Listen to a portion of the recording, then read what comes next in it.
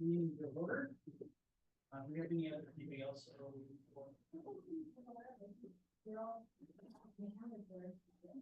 Move forward with. Councilmember Hogan. Councilmember Moore. City Administrator Larson. Public Works Director McBee. Present, Engineer Hungerbird. absent at a conference.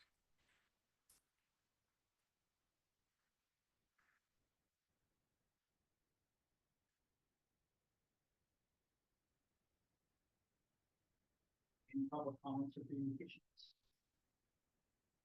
None that I'm aware of. Yes. So one of the things I wanted to ask about, I got a contact from a resident. If it's code enforcement, is appropriate to have that conversation. Just to answer the questions. I don't know, describe it. Okay, what about it?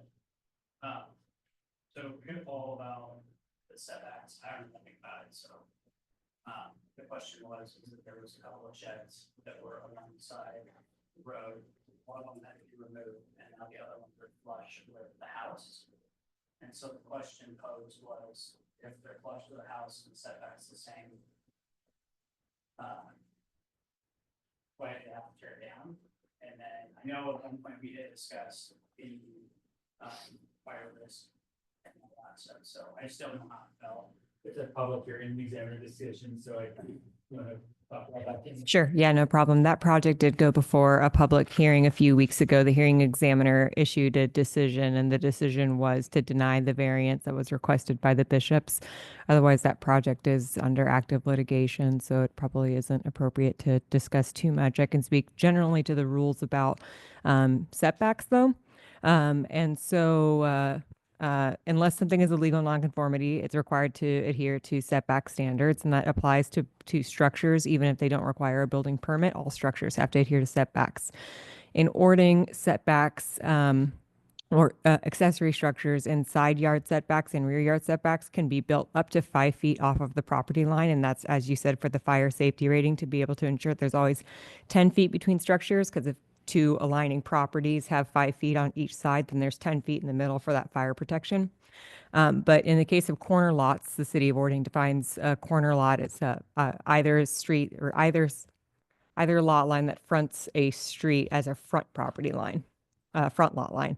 And that does not provide the opportunity to have an accessory structure built within the setback. So in their case, the lot line that they developed within is a front lot line, has a 25-foot setback, and so it's not, the accessory structure is not able to be built inside of that setback the way that it is.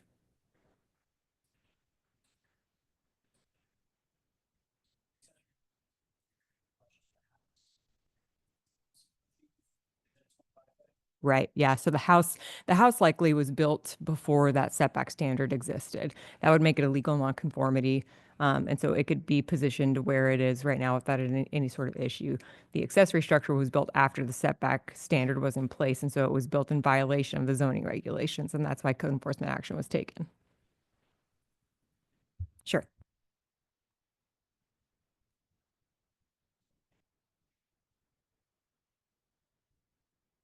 So as you receive the monthly report, we've released 16 permits. We have 8 street opening plan reviews, 3 commercial, 2 residential. We currently have 241 active permits. We have eight permits that are in review and 17 permits that are waiting to be paid for. And so we have Bridgewater has started. We have a new home being started on Harmon Way, 528 Harmon Way, that just started basically today. The remodel of the house that the tree fell on, that's going on. And then we're just about to final the duplexes and single family home on Tacoma Court. And then the house on deeded is getting close to being finalized. And then we're also trying to wrap up review of some of the elevation certificates that are required on some of these houses, like the one down off of deeded.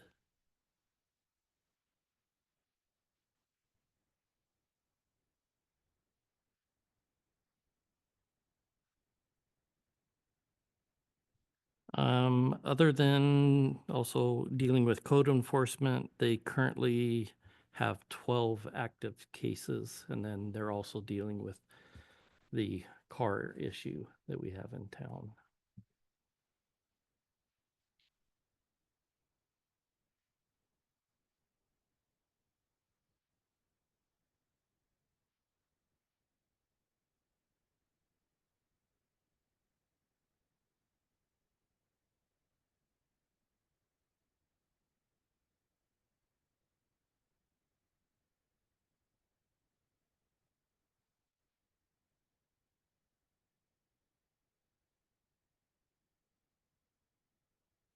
Okay, so the full for admin, the elementary master plan is, I think it's on the agenda today, and the plan provided a little later progress on that part.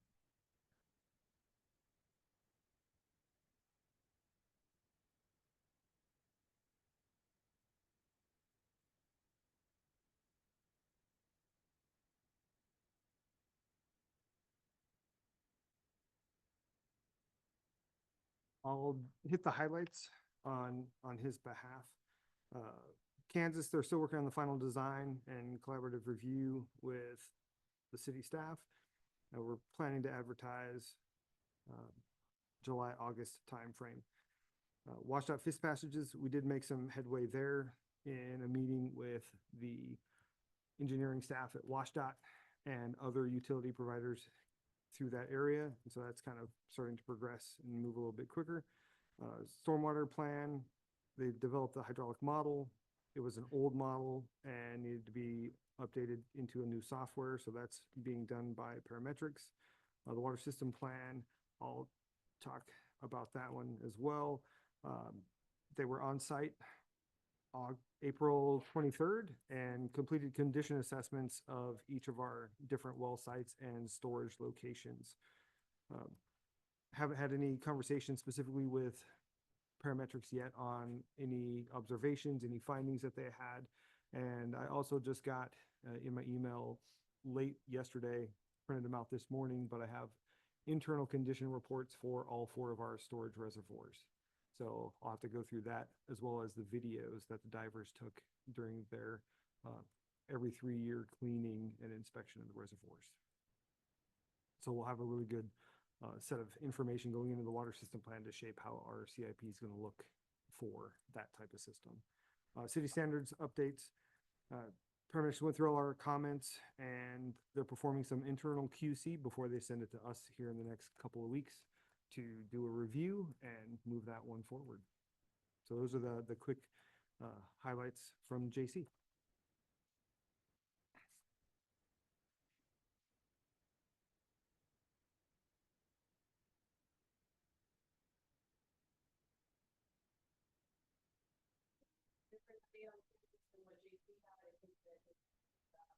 We received the engineer's updated estimate.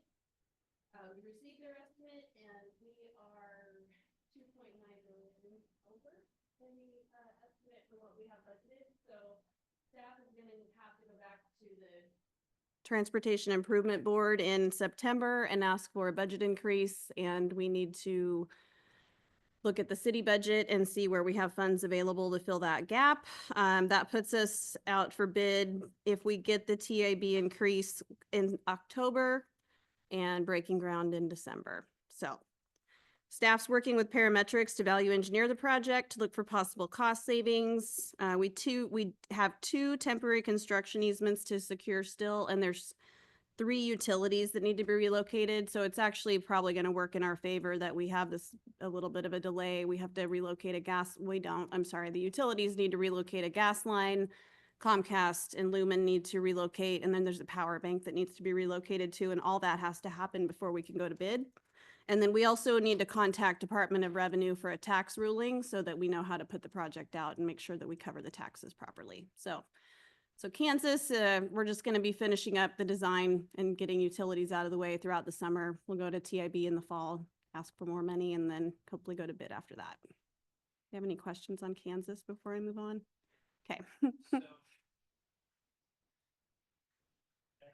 Start date to December, correct? Yes, correct. Is there discussion about the state costs for?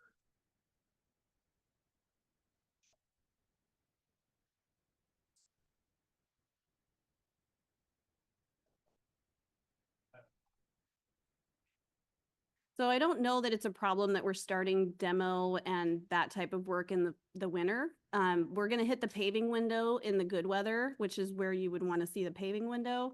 So I think we're gonna be okay, even though we're starting in the winter. I don't know if they've considered that in their cost estimate. I can ask that question. Yeah, I can ask that. Yeah. So that's Kansas. Let me just jot that down. Okay, next is the bridge. I distributed a new risk register. You have one in your packet, but there've been new things come up and I've updated the costs a little bit. So there's a new risk register at your seat. The contractor's continuing to work where they can without causing conflicts for the repairs that need to be done on the shafts with anomalies. And they started going vertical this week with the piers, at least the pier on the east side. The pier on the west side has some repairs we need to do before we can start on that one. The repair plan has been submitted but was returned for revisions, and the city hired a third-party geotechnical firm for an unbiased opinion on the shaft anomalies and differing site conditions. We're planning on meeting with them next week to get their initial findings on what they think has happened, and there's a parametrics amendment on the agenda later. Do you have any questions on the bridge? So.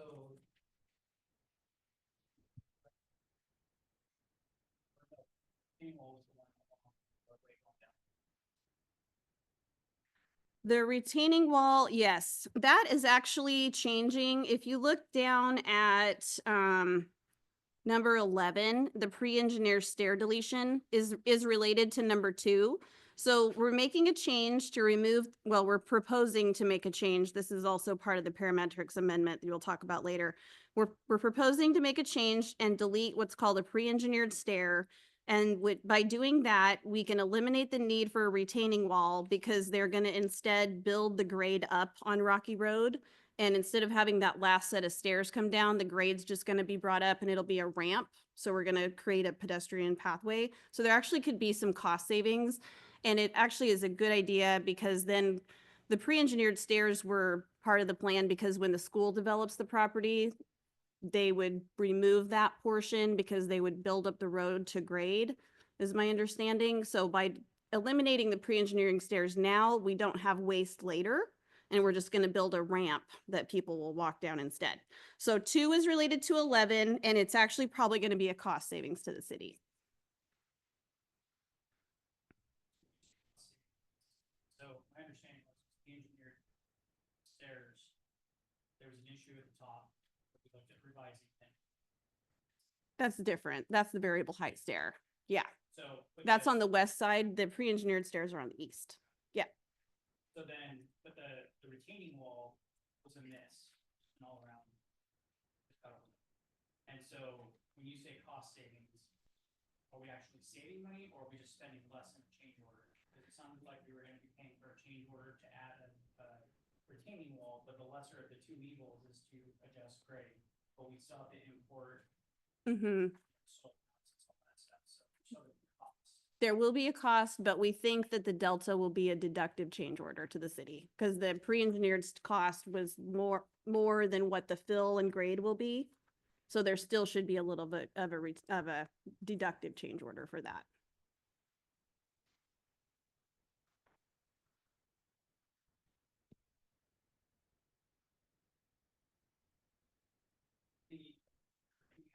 On number 5. Mm-hmm. Ryan, what do you think? Yeah, I think we can definitely talk about that one. WR1, West Ramps Pier 1. During the anomaly investigation and coring, there were no anomalies identified down below. So although the CSL testing reported that, hey, we might have a portion of missing concrete, it's actually not confirmed to be there. So those will be a city cost. To repair the hole that we had to Yep. drill. We have to fill it with grout now from the investigations. Thank you, Ash. You're welcome.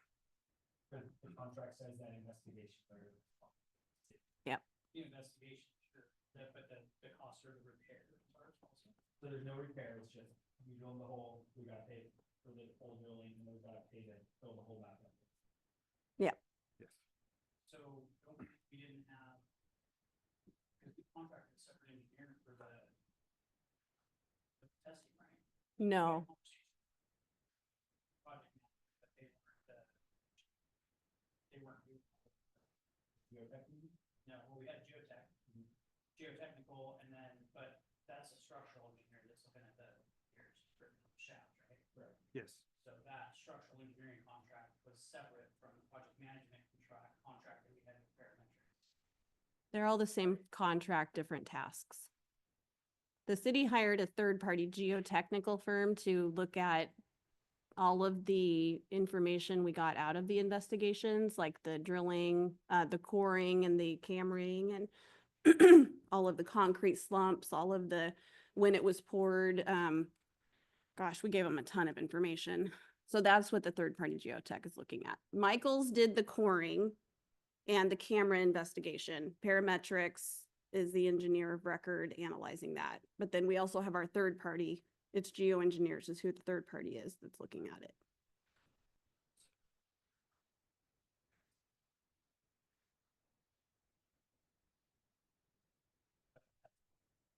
So special testing, that's supposed to be a third party. MTC was doing the special test. Yeah, MTC did the special testing for the concrete and Krazan also. I was just not. Yeah. No worries. Yeah. It's a the- lot. Yeah. The, So that.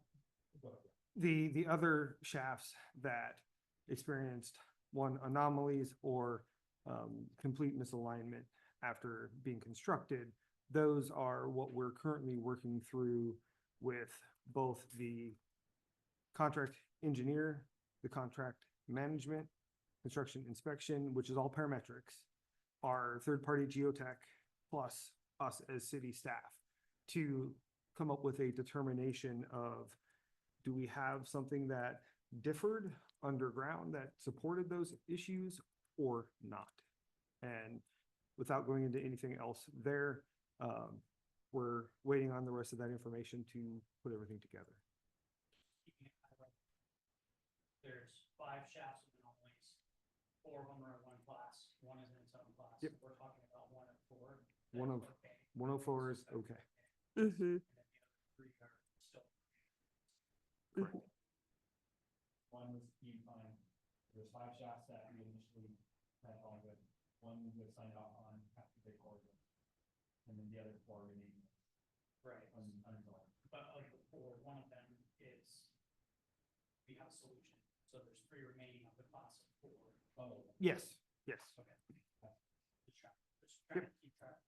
Mm-hmm. So, on the risk register, just to provide some orientation, to number 5, the shaft anomalies.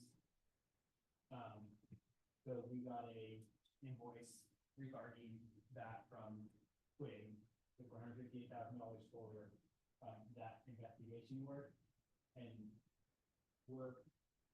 since one shaft was approved, so we'll be responsible for approximately a fifth of that for that one shaft. That investigation, and then I think paid for the repair for. That's correct. Yep. So right now, the only thing that I'm not connecting the notes on is if we have a contract for a special inspection. why is this a special investigation? But that's what he's looking, that's why we hired, him. He's looking for that, we're paying him for that, he found it. And from what I'm gathering, we're now paying him a second time to do a job that we already contracted. I don't know if that's what's happening, I'm just trying to rush it. No, that's not what's happening. When the shafts were originally constructed, Michaels performed something called a cross-sonic log of all of the shafts. And what that does is it sends some signals across, Right. identifies, oh, hey, we've got some issues in this area. We just got the same page, so, but that was conducted by Michaels. All Yeah. conducted by Michaels as part of the contract. But that's And the special inspector for our concrete testing, that was through parametrics on the construction inspection side of the house. So they brought them in, they collected all of the concrete samples each day, every time we're doing a pour, send it to the lab and do all the testing there. The third-party geotech is apart from everybody. They're looking into all of the processes and providing us as the city the advice. Does that answer your question? partial. So special inspectors, they're doing slump tests, doing crush tests after 28 days, all that good Yep. stuff. The core drilling, was that part of the original contract for the inspection, the check? Or was that was core drilling done as a result of a potential anomaly? Yes, Correct. that's correct. So they knew at the time, something maybe anomalous, so we're gonna go back and check. So are we paying for that? Yeah. So the contract says that any investigations into shaft anomalies are the project owner's responsibility. So if I'm a contractor, I think there's something wrong with every one of them. I'm going to drill every one of them, pay for the inspectors, and I'm gonna charge you a markup on it. And that's what I'm looking for as a contractor. Is the city doing that? Because Well, I mean, they have to have a failed CSL test to open that gate. Yeah, and Michael's paid for the CSL tests. Yeah, it was all incidental to the work of constructing of the shafts in order to get them validated. So all of the other shafts that had their CSL test had no anomalies significant at all. Those ones were accepted by our engineering team as, yep, they're good, they'll support the Mhm. weight of the bridge. These other ones that had those anomalies, we need to confirm based on where they're at and with the structural profile of the loadings expected, is it going to be suitable or not and acceptable? And in those cases where those anomalies were, we're about halfway down, where a lot of that momentary shifting forces start to take place.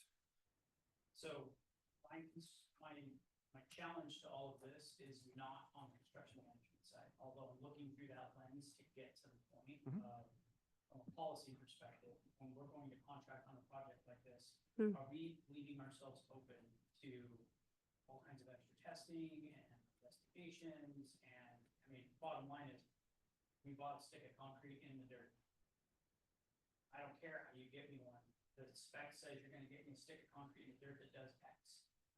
And whatever you gotta do to get there, it's not my problem. And it sounds like we may or may not have a gap in our contracting language, whether that's a DOT contract or something on the city side, or maybe with the engineers. But as we move forward, if we're buying Kansas Street, we're buying Kansas Street paving. We're not saying, oh, well, we failed to compact a certain area and now there's a pothole, so now the city's gonna pay for it. In the construction world, it's the same language. It's not about the item, it's about the gap in our contract. And so if it's a DOT contract, is that something that's just built in there? Or is there a way for us to mitigate that by having an addendum to the contract that says, I understand we probably can't do a lump sum contract, but maybe get a little bit closer to a lump sum contract where it's, you know, buying this widget, that's what, how you get there's not hard yet. Because on both projects, change orders, and they're in the private construction world, hey, this is a lump sum job. And then they just build enough markup in it, make sure that they cover their costs, and it's their problem. Because you guys have probably put a ton of labor into extracting the stuff and meetings and kind of run concept, different concepts or how they do it versus somebody else. It just seems like there's an opportunity to close a gap. So that's what I'm looking at. And what I will add to that is all of our public works contracts of non-small works type are built off of WashDOT standard specifications, and then special specifications are then developed with the engineering staff. And I'll give you an example for Kansas Street. In front of a couple of properties, we've got a very tall, very old established tree, and we were originally going to replace the storm line, just rip it all out, put brand new, right back. But we were going to be impacting that tree for that property owner. Well, we video cameraed the lines and we identified, hey, this can actually be addressed by slip lining, cured in place the piping, because the piping structurally is good. So we're making that adjustment. So that'll be a special instruction that kind of supersedes those in the WashDOT contract for that particular item. In this particular case, I don't necessarily know 100% if we had something like that in place in our special provisions for this bridge type of work. As for the engineering component, that's everybody else, that's kind of, you're gonna find routes and like things are gonna happen. That part, I fully expect to be in the contract. The part that I'm questioning is the method of delivery language. You mean like the shaft installation? No, method of delivery referring to the method of delivery of the project. So lump sum. you Oh, do- of the contracting? Yep, It bill, there's 100 different things. yep. Me too. Me too. So the DA contract, very well defined, you can look it up, find it. Mm-hmm. Everybody knows what's getting paid for, what's not getting paid for, and I'm not as familiar with DOT, so that's why I'm asking the question, because if that protects the city from your work that somebody else is supposed to deliver, our job is liability.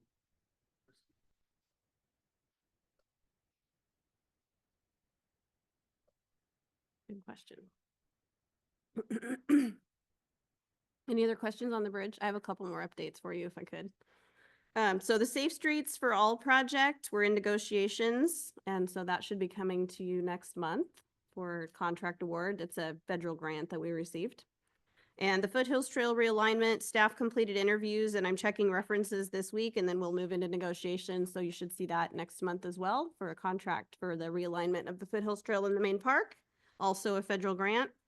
And then White Hawk, thank you to Director Gunderson. We've had some really positive movement at WashDOT with our permitting, and so I just wanted to give her a shout out.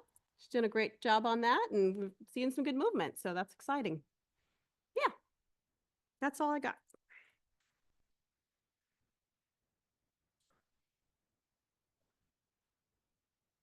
The trail, right, not for the bridge. The bridge is state funded. The trail is federally funded, as well as Safe Streets. The Safe Streets for All is federally funded too. Yeah, correct. Yep.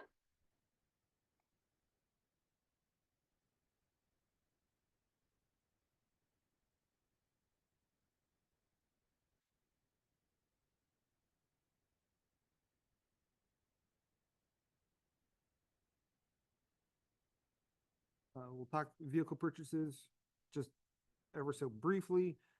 The sweeper was approved during last week's council, so we're gonna get that purchase order off to Owen Equipment so we can take one of their slots and get it moving in the right direction. The Vector, for that one, I'm gonna do a little bit more homework on my end based on what was in the budget for 2025 and the information I provided, coupled with what we've spent so far and what we plan to spend this year and potentially the out years. So there'll be more coming, but we'll bring that to you guys next month.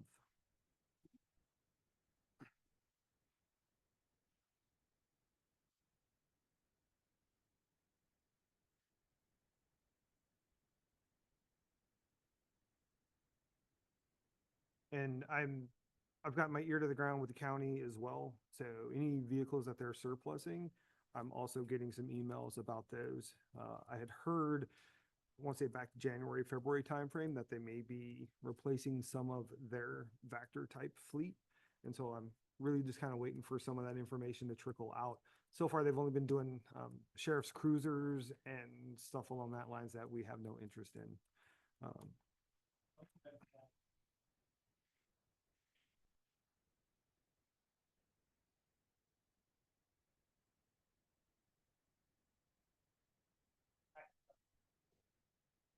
I'm doing the cost benefit analysis in my head, and the last 10 years, or what was the ROI, the life cycle on that, 20 years? 20 years and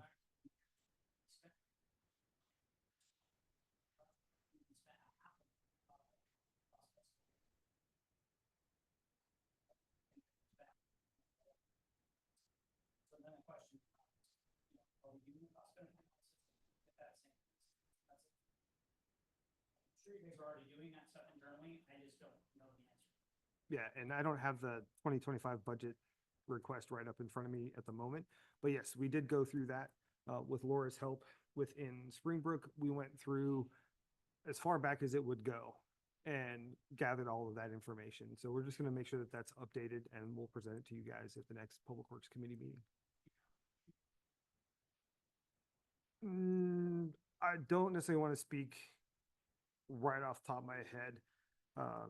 If you give me a few minutes when Tammy discusses any finance related stuff, I can get you that from the 2025 budget real quick. You want just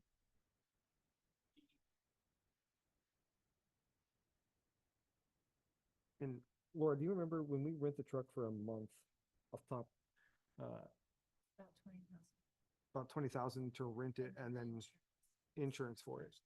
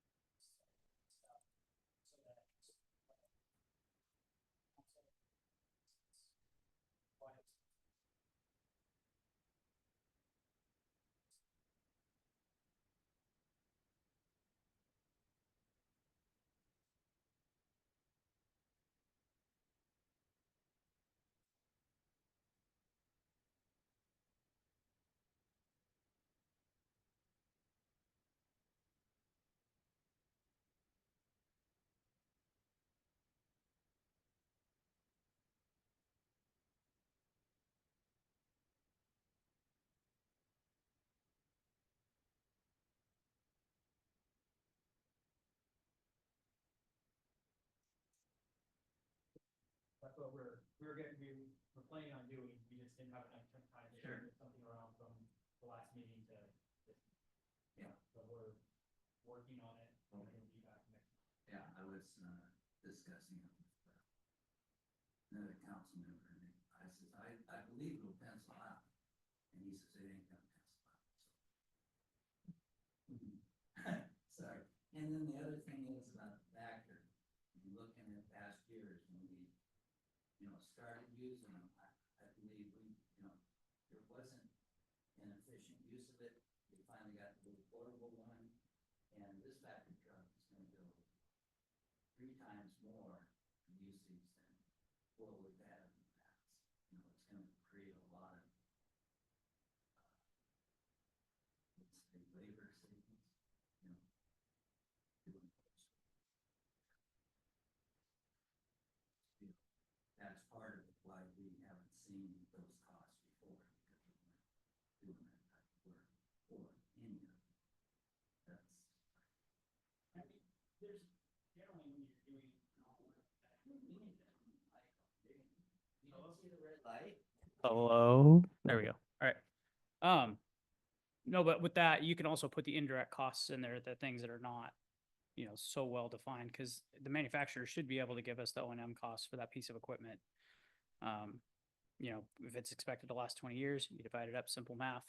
But the unintended consequences, the fence posts, the okay, well, now that we're actually Vectoring our storm system, you know, if we were Vectoring it before and it was saving us money because we weren't servicing equipment downstream, then it's a wash. But if now we're servicing or we're eliminating O&M costs downstream, then that goes into that so that, you know, you gotta be a salesman almost to sell the thing. But yeah, I just think it would be a lot simpler and it would avoid the awkward silence of a failed vote for it, you know. So Well, anytime I make a motion and it gets awkward, it doesn't bother me at all. Thank you, Karen. okay, what else do we got here? So is that all for vehicles? I do have the budget up, and based on when I put this together, mid 2024, we'd spent $151,456 on Vector rentals, and that was over a 4 to 5 year period. So it's got like a 6-year ROI. Based on the numbers at that time, based on the $450,000, it was a 10.3 ROI. But that's changed now that we have the chassis costs as well.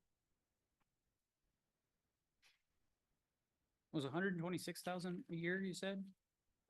It was 151 over a 4 year period. And the truck costs how much? 750-ish? We'll go 650.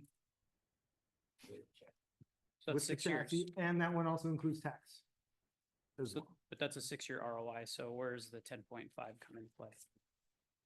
So it's not 100,000 a year, it's 150,000. Yeah, so for the last 4 years, what I've seen here, 2021, we spent just about $32,000. 2022, we spent 50. 2023, we spent 48. And at that point, when I was putting this together, we had spent 10.3 in 2024, and that was June timeframe. So for the sake of argument, if we're spending about 40K a year on average, after 10 years, that's 400,000, 800,000 with the cost of escalation puts us at 20 years. So it's a 20-year ROI, it's a 20-year truck. So the life cycle pencils, but that doesn't factor for O&M costs and it doesn't factor for labor and any of the other costs. And that's where the, what are we servicing downstream comes into play. Because that's going to be, at 750, that really like shoots you out of the water. At $500,000, that thing pencils all day long, but at 750, it doesn't. Just shooting from the hip, but it doesn't seem to pencil. So I would like find more stuff to throw in the box. And what I can tell you is, anytime that we are bringing in a outside vendor to support staff, we typically bundle a bunch of things so it happens all in one day. So we were essentially getting the truck for the day. Right. And then it's also helping us with preventing blockages in Rainier Meadows pump station due to the ragging issues. Things that we aren't necessarily doing, haven't been really doing a whole bunch of with our Vectors to date is storm line cleaning the lines themselves. Catch basins, yes, we're doing that all the time. But the actual lines in between them, we don't necessarily do because our Vector trailer isn't large enough Right. to do all of that. Those are things that we would actually be doing on a much more frequent basis with this piece of equipment, as well as getting out there and jetting sewer lines and cleaning manholes and doing a lot more of that maintenance level. See, and that's where if we can the system. quantify the convenience cost and then quantify the opportunity cost of this Yeah. work that we could do that could be preventative maintenance. I want you to have the truck. I want to support it, but with the numbers that were thrown out in the manner it was, I would, as you can see, I'm just cranking the numbers in my head real quick and thinking that's why I didn't second it, because it didn't seem to pencil until we had a chance to talk about it. So like I said, I fully support it. It's just, let's make it pencil. After that, Okay. that's all Wastewater, the WRF. I have. I owe you a staff memo just to go over where we were, where we are currently. At the moment, they're still working on transitioning from the 60 to the 90% design. They did send us quite a lengthy list of standards and special provisions to go with it, so we're working on reviewing those with the contractor.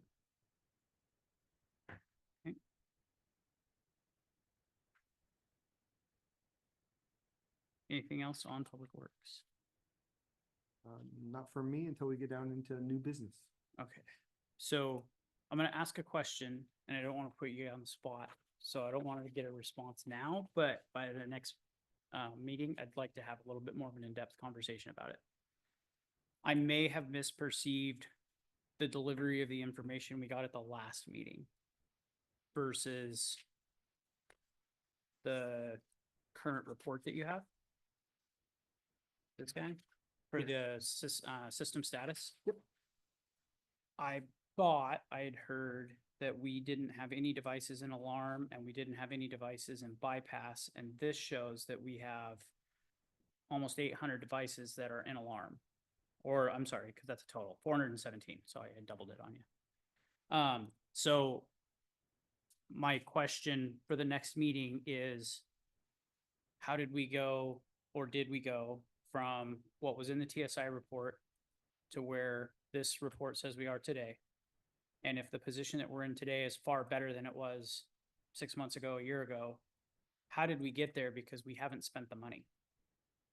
Because we've had conversation about, we've got this big bucket of money to update the telemetry, or to update the, I know telemetry is part of it, but to update the system. I know we bought servers, but to my knowledge, we don't have any other work because we were working on doing sewer plans and water plans and all of those sorts of things. So if we haven't spent any money, who fixed it? And if we didn't fix it and somebody gave us bad information one way or the other, let's identify that so that we know where we stand. Because right now it seems to be on two completely different levels of where the system status is. So like I said, I know that's a lot of information to try to gather and process quickly. So I don't want to put you on the spot, but I would like to talk about that at the next meeting, if we can. Or I'm happy to come sit down with you, with Councilmember Hogan, and just have a quick discussion about it, just to get the dots connected to figure out, maybe we're all on the same team, maybe we're not. I have no idea where we stand. So I think we're all on the same team, different sheets of music, I should say. Yeah, Rephrase. happy to sit down afterwards and further discuss. I will say, based on the report that I provided last meeting, I did update it. The paragraph right above the breakdown of those different parts of the system, out of those 417 alarms and input outputs, we've determined that there are 5 that are being silenced as nuisance type alarms themselves. These don't have any regulatory or operational impacts to either the water or the wastewater systems, and will be addressed as we continue to maintain the system. All programmed alarms notify staff through Windows 911, so we do get a notification and a call out for any alarms that we do have after hours, or the plant staff at the plant's workstations for acknowledgement. So we are seeing those. We went through and did a quick go through all of those, and those are what are actually there that have been silenced by staff because of one reason or another, like a sensor on the top of a door Sure. having a problem. So Again, not for today. Yep. It would be, this is amazing, the risk assessment that you guys did for the bridge. If we had something like that for the alarms, so that we knew what those were, because in my mind, I'm thinking, if you got 400 and some odd $1,000 sitting in a bucket and it's been 2 years, why do we have 417 devices that are in alarm? We were told that we had alarms, 6 alarms per second, because that was what the maximum capacity of the system that we had was. Maybe they are just doors that don't have a sensor on them. And so who cares? You know, we can live with that. But that could also be a valve that opens and closes and dumps stuff into a river. We don't know. As policy wise, do we need to, kick the donkey in the butt and say, hey, let's move this thing along and spend the money now and get something done? Because we've had the conversation for the last year that, in my opinion, we've got to spend that money and fix it, but we're holding off because of all these studies. And if there's no risk, fine. But I have no idea what the risk is. So that's all. Yeah, I'll work with our IT team and take a little closer look. Like I say, I'm happy to do that 2-on-1. So, so we don't have to, yeah, But we don't have to drag everybody into that. I will say there are not 417 active alarms in any way, shape, or form on the system right now. That's just the levels of input outputs and how things are all tied in the ladder logic, the brain behind the system. So I understand that. The word alarms probably freaks people out. But yeah, I'm not freaking out about it. I'm just 2 years later, I want to know where our money went. What do we spend it on? If we're not spending it, why? That's it. That's the context of the question. So. Okay. Okay. Moving on to winning lottery numbers. Finance. She's got them. Winning lottery numbers, that'd be great. Yeah. With ya. So just updates for grants related to some of the projects that we're working on. We did submit for grant funding to WashDOT for the bridge. We're getting approximately $4 million in the next 30 days. We have to submit for grants for Whitehawk to avoid being in inactive status. So we're going to be doing that either the end of this week or the beginning of next week, just to make sure that we're keeping up on everything. But we have expended well over $4 million so far on the bridge. And part of that is going to be spent in the state fiscal year ending June 30th. And then the remainder will be spent in the new fiscal year for the state. So they moved some funding over for that for us to pay for the bridge through the grant funds. But other than that, we'll be talking finance committee related to other finance issues. And just as a refresher, the grant funds cover the cost of construction only, right? Or do they cover the engineering contracts as well? They cover both. Okay, Yeah. Up to 9 million. got it. Anything else? No? Sounds like we're moving along just fine. All right. Well, if nothing new, then what's on the fact sheet? Oh, agenda bill items. Yep. I knew I had to turn that thing over. Okay, agenda bill.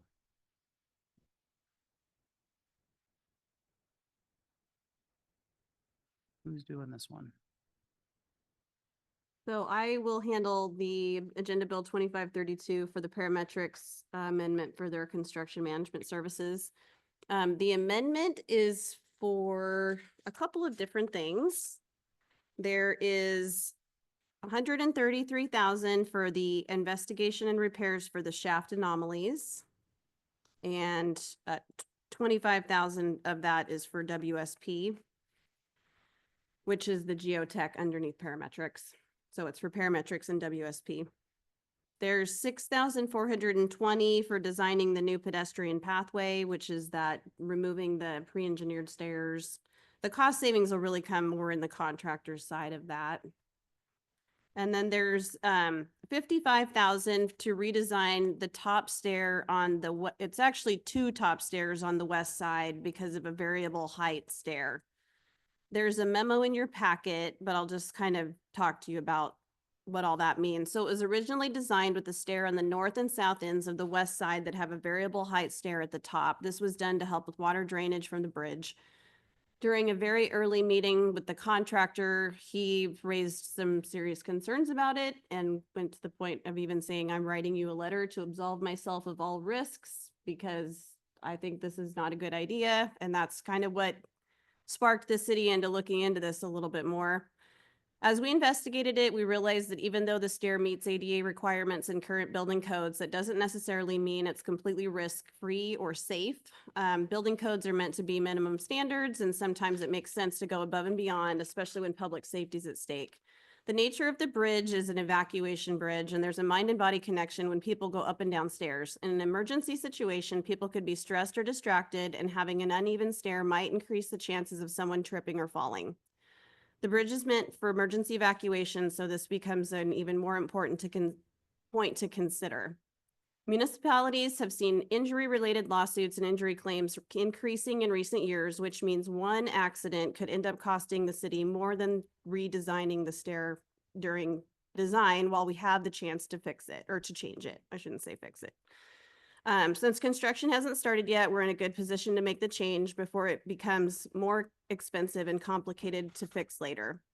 So to better understand whether this type of stair design has been used elsewhere, we reached out to Parametrics, the engineer of record, who is a bridge builder, and WashDOT to ask if they knew of any bridges in the area with a similar setup that we could go look at, and no one could give us an example of a variable height stair at the top of a bridge. So after reviewing our options, we would like permission to please redesign the top variable height stair to be a conforming stair so that all the stairs are the same height, and just resolve that issue, which I think it's gonna change. Was it 24 sheets in the design because it changes the drainage, and so it's a trickle down effect, but it's only 55,000. One claim could easily exceed that, and we could see multiple claims over the years if people trip on this top stair. So that's the variable height stair we're asking to redesign. There's also, when the city put this out to bid, the building inspector had time in his schedule to inspect the project for 200 days. Now Tim does not. He's very busy with 2 plats developing and ADUs, and just the workload has increased for him. So we're asking for an additional 200 days of inspection services at, that's 232,000. And then this also adds some time for WSP's work, and also Epic, who was the real estate, or I don't know if they're a real estate company or not, but the company that helped us with the temporary construction easements. So the total ask is $543,166. And those are the components that make up that request. So, We're just waiting on it. yeah, let me have your questions. Okay, so if this is an AIA design bid build or design, It was design bid build, you're right. so they designed it, we paid them damn good money to design it. Doesn't take a rocket surgeon to know what the standard stairs are. That's as basic as it comes. So they made the mistake with that, made the mistake with missing a elevation change that could be done with a simple dirt calc. And when they did their topo, surveyors, I would be shocked if they didn't catch it. And then we're going to pay them to inspect and ensure the safety of our evacuation bridge when they've made 2 significant mistakes, potentially. I'm not accusing them of making a mistake, but there's potential that those things were overlooked in the process. And so how do we know that they're not going to overlook it when they inspect it? Because if our representative is inspecting it, he's gonna say no to a stair, but if we didn't catch it or we didn't discuss another anomaly and they don't wanna deal with it, then if they inspect it, and I'm not insinuating that Parametrics would do that. They're a professional shop. I don't expect that they would do that. I'm just saying from a risk perspective for the city, you don't pay the same guy, Tim doesn't get to inspect his own house if he builds a house in Ording for a reason. I'm a council member and I can't build a project and have somebody from the city go inspect my work because there's a conflict. And yet we're gonna pay Parametrics $250,000 to do that very thing.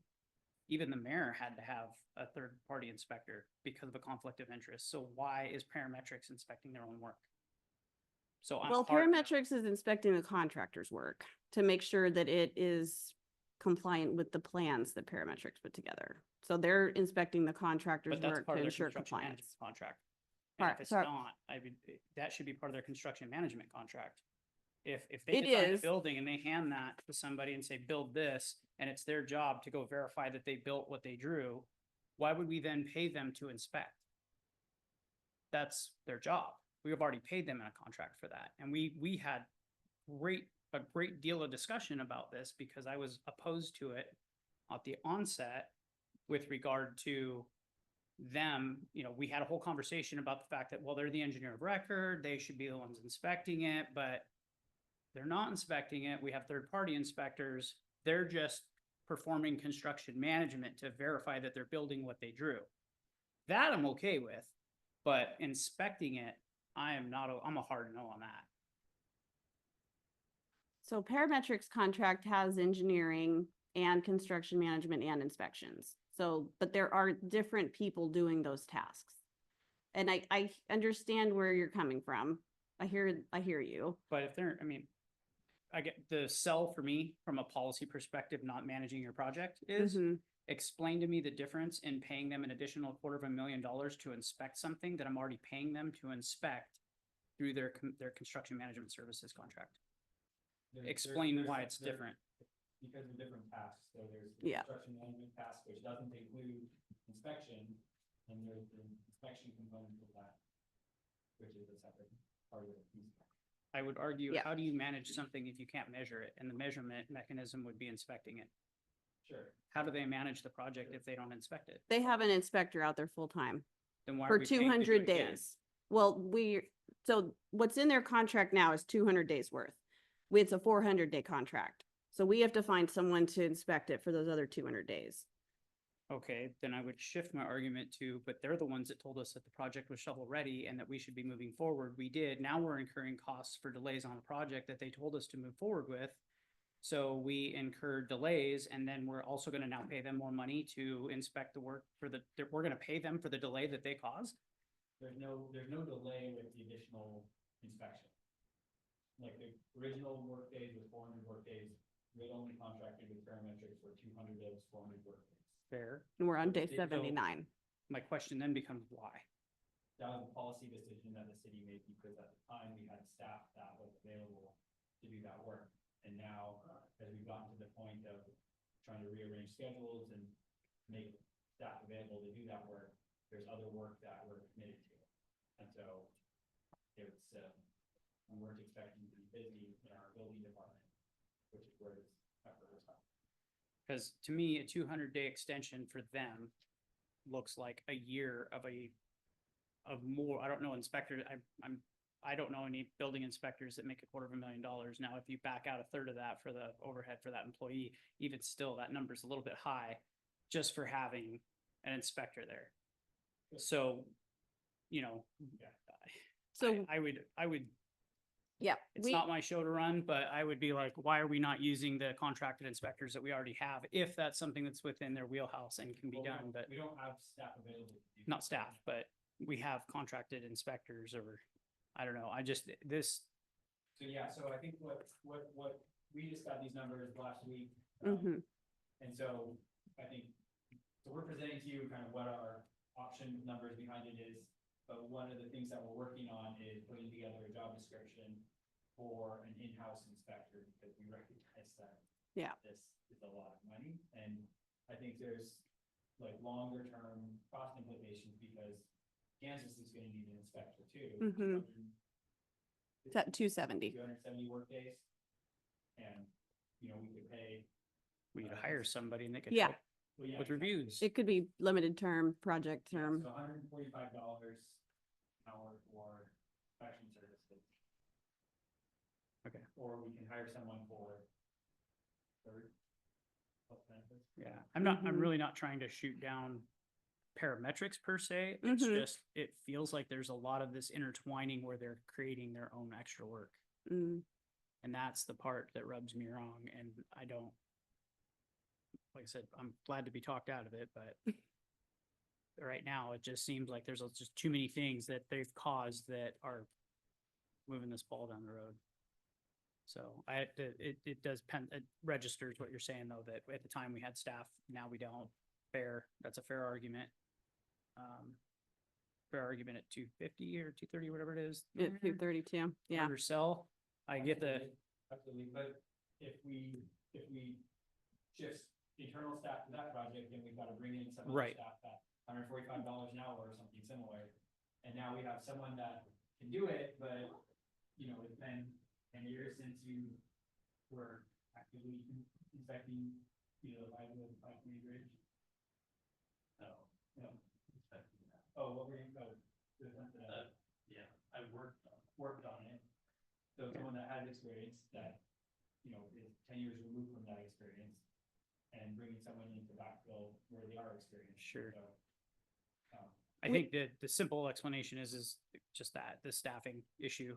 And if we can quantify that, you know, we just, is there a delta in what we can get this service for versus just paying the guy that is inspecting the work? Yeah, that, we need to in my look opinion, into he should that. already be inspecting. Yeah. But We have I- some time on the inspection services part. There's some of this we have a little time on. So we have a little time on inspections because we don't have to have that figured out until we're 200 days in. We're at 79 days right now. So we have time to look at what a cost would be to bring on a person versus do this. The thing we really need to make a decision on, and not today because the full council's not here, but for sure in May, is the variable height stair, because that is delaying them moving forward with some of the elevation changes that need to happen on the plan. They're holding right now for us to get this decision from council because it exceeds staff's authority. So the variable height stair is the thing we really need to move forward, along with the shaft anomalies and probably the WSP and Epic part. So, but the inspection services, we could have them pull out of here. And we could come back later with that if we need to, if that's what you'd like us to do. So the three parts of this that I see, first one is the stairs. That has to move forward because the cost of time is gonna exceed the Yeah. cost of debate. Yeah. So we need to move that forward and then figure out how it gets paid for down the road. Whether we go back to parametrics and say, hey, you botched this, or potentially did. Just something we want to remember on the stairs. There was no botch because it met code. Yeah, it So does if meet you're- code. Even though it was. So it varies in riser, right? Yes, that's correct. It's a variable riser. So if it met code, why are we changing it? Because if we go into a lawsuit, yes, the rationale behind it is the psychology of the anticipated step. Mm-hmm. We know that. But you're also granted 2 inches of play. So if we're within, why are we spending a bunch of money? Well, it's 55,000 to redesign it. There probably won't be much cost impact in the construction aspect, but the reason staff started looking into it was because the contractor was very adamant that this is a very bad idea. And the way that he was adamantly like, I am gonna write a letter and absolve myself of that, course, we 'cause he felt wants like to we were change. like, whoa, wait a minute, there's like, this is maybe not the best idea. So that's what got us looking into it, was the contractor's reaction at the table was pretty strong and was kind of like, maybe that's not a good idea. So on this part, my only thought would then be to have, I don't know if it's worth the cost, but having our city attorney pull case law We've on done stair that. claims, and if they've already done that, That's if- why we're here. if that's what tips the scale, then just tell us that's what tips the scale, and then it is. Yeah, that's done. why we're here. We've already talked to the attorney. Fair enough. You know, typical claim was, Okay. That's fair. so. Yeah. I think it's easier to make them even and, you know, construct that as a risk. And we're gonna be spending $50,000 to $100,000 in attorney's fees. So can we just pull that, make that an emergency one for the council meeting next week? I told Parametrics we were gonna try to get a temperature on how you guys felt about it today, and then we would let them know. So if we feel like it's something that you would support, we'll let them know. They may feel comfortable moving forward with it. They may still want a full council decision. I don't know. Sounds like you guys have checked all the boxes. Okay. Roseanne, is that, they're gonna take the inspection over for the extra 200 days? No, Krazan is, they're testing the concrete Special as it's inspection, installed. special Yeah, features. for special inspections that way. Yes, But they're working for Paramount. that's correct. Correct. Yeah, That's separate from our geotech person. that's Correct. working for Paramount. yes. Now, so we're gonna take away the stairs on the east side and just have a ramp, correct? We're not taking away the whole stairway. It'll be the last section. So there's a span of stairs and then a landing and a span of stairs and a landing. And then there was supposed to be another span, but that span will go away. There'll just be the landing and then we're gonna build a ramp down. So there will still be some stairs, just not as many. So because it would turn into the affect the school district's. Final grade plan. progression of yeah. the roadway. Mm-hmm. So instead, so that last landing would just, the ramp would just go straight off it, correct? That's correct. Yes. And it would just grade into Rocky Road and make it like a path. With the, come together with the other existing ramp, that, No, the ramp is gonna be on the outside of the fence, outside of the houses on 162. The stair goes down Rocky Road. Oh, okay, so the ramp is gonna go towards the opening in the Yeah, it fence. goes north. Yes, Goes- correct. I'm printing a visual for you. That's what I was asking, so. 'Kay. Something in my mind kind of says, okay, so now we're gonna have an emergency evacuation, say, freaking work when they get up and go to get off the other side. Mm-hmm. Yeah, we'll still have stairs and a ramp. So both sides will have stairs and a ramp. Yes, Nice. right, totally. Scooters, no. There's, but there was a rail there. Here, now, next. Thank you. You're welcome. So going back to the inspection thing. Yeah. If. And maybe we'll move on, but if you can persuade me why it makes sense that the engineer of record is inspecting as a matter of construction management, but then we're still paying them for inspections. So the construction manager is not doing the inspections. They all work for parametrics. No, but But Scotty Ireland is the construction manager. The engineer of record is Joe Mirth, and then the inspector is Scott Spees. So there's 3 separate roles and 3 separate task orders on the parametrics contract. understood. Okay, And not to minimize what you're saying, but to change the context a bit. So if you sell me a piece of paper and then you tell me that that piece of paper has to go from point A to point B, but you're gonna pay me to make sure that that piece of paper goes from point A to point B, and that's your construction management contract. So now that process happens and you've inspected that and you made sure that that paper moved and you report back to the city, yep, that piece of paper moved. But now I need money to go back and inspect the fact that the piece of paper moved. Why? Well, the construction manager is sitting in an office on the other side of the country, and he's relying on the inspector here saying that they can. Precisely. But that inspector's the same guy. Should be. Because, That's the construction manager? so we're not paying Tim to go out and inspect a building and then paying a third-party consultant to come out and inspect the building that Tim just inspected for the same things he just inspected. We paid for the service in paying for the staff member. Why would we bring in another party? In their case, they're not doing that. It's literally, I would suspect, literally the same guy. The same guy is going out saying, yep, Scott, yep, that got done today.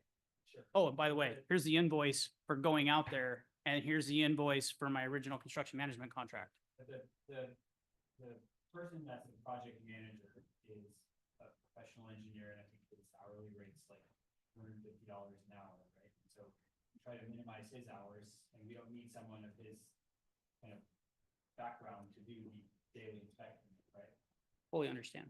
Same page. So instead of having $1,500 in inspection on the guy with $250 an hour, those hours get shifted to the guy that we can pay $145. Right. Right.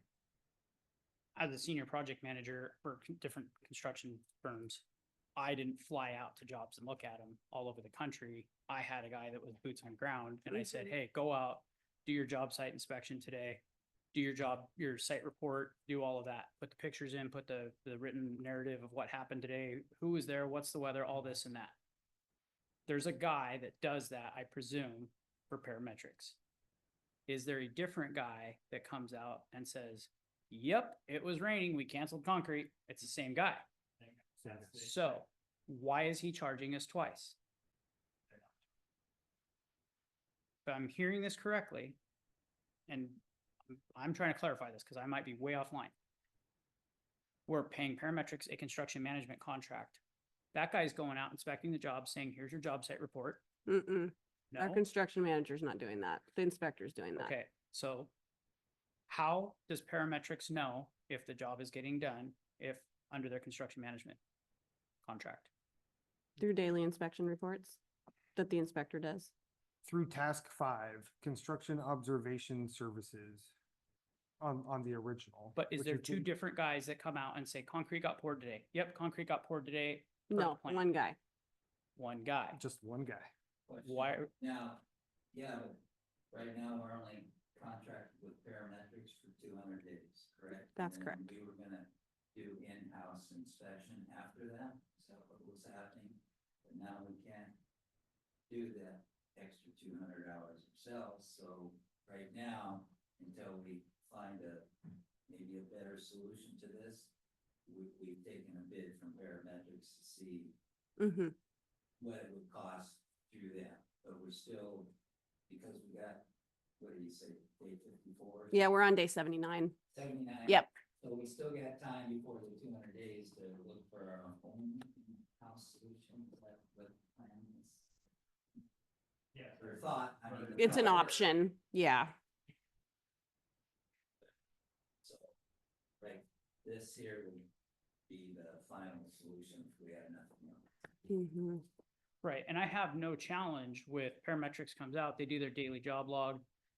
And then our building department goes out and they verify that the work got done. It's a third party, it's two people getting paid two separate fees. They're collecting two fees for one guy. They're double dipping. The perception is that they're double dipping, and that's the concern I have, is that if I've got one guy going to the job, why am I paying $250,000 for the guy that's already there? It's free money. And if it's not, please explain why. Well, our construction manager's not there every day. There's a guy that shows up and fills out the site report. Inspector. Yeah. There's not going to be another guy from parametrics that comes out, right? Not It's the same guy. right. Why are we paying him twice? What are we paying the second time? Yeah. Because if you're paying him a construction management contract, he's going out. The construction management contract is looking at the job, filling out that daily site report. He's already there. He doesn't drive out from Bellevue, Kirkland, Seattle, wherever he comes from. He doesn't drive out here twice. He shows up one time. You're paying him as a construction manager. If we don't have an inspection services contract, granted, they don't fill that form out for us, but the same guy showed up to the same job on the same day to do the same thing. But now we're asking to pay him another $250,000 for what? He's not driving out here again. At least if we have to inspect it, we've got to leave the public works building and walk across the street and look at it. We have added costs. We have added scope. We have a task that we are doing above and beyond what the construction management guy is doing. Well, So you're we have a paying a guy- construction we don't just have a construction management guy. We have a team of people. And that's I think in we're that $1 million contract for parametrics. understood. Yeah. Like I said, if I work for the construction management team and Greg works for the inspection team and we both go to the job and we both do two different tasks, then you can charge a fee for two different people, two different tasks. Mm-hmm. If one guy shows up that's already doing both tasks, But that's not happening. The construction manager's not doing the inspection. Someone, we're not talking about the construction manager. okay, I'm confused. There's a construction manager, there's a construction management hierarchy, Yep. right? And he's got guys that work for him. Mm-hmm. The construction manager sits in the tower off wherever he is. Mhm. Hey, don't forget, you have to go inspect it today. Scott tells Tim effectively, here's your load for the day, go get it inspected. He's not going to go inspect the job. Tim is. Right. But if Tim's already going out there to make sure that the concrete got poured, but then as an inspector, he's also being tasked with saying, I want to see the daily inspection report. But he was already collecting that as part of the construction management task. Then why am I paying him a construction management fee and then additionally an inspection fee? The inspector doesn't do any construction management though. The simple answer is if they're not sending two people, you're paying one guy to do two jobs. Let's double Tim's salary and he'll work overtime and he'll be happy to go over there and do that for double the salary. And it'll be cheaper to the city. I'm a little concerned that there's so many questions on this. If we have two different people, I think we're confused because this is, what you're describing is not what's happening at all. And so I think we're trying to catch up with where your line of thought here is and try to explain it to you. But I mean, to our knowledge, we're not paying anyone twice to do the same thing. not now because Tim's been doing it for the first 200 days, right? No, No, parametrics has been So doing so it. we are already paying them for inspection services and for construction management. Yes. two separate contracts. No, it's one contract with different tasks. It's in your packet. Or actually, right here. I think there's just subtasks in this contract is where you're kind of getting a little bit confused. I must be. So we have task one is for project management and coordination. And then task two was pre-construction services. Three is construction engineering. And then they have documentation services, which is like their controls people. And this is the amendment too. There's the observation is inspection, and then there's final inspection and closeout. So in the original contract. So according to this contract, well, That's just. I the guess this is amendment. just the deliverables for that.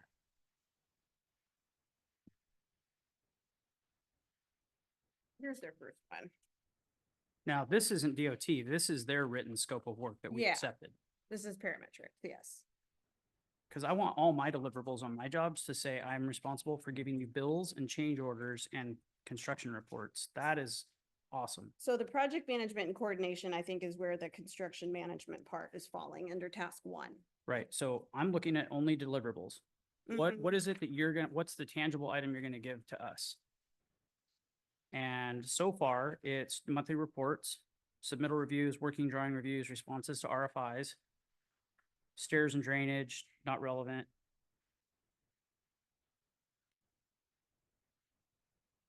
Drafts, requests for payment, 10 change order packages, weekly construction meetings.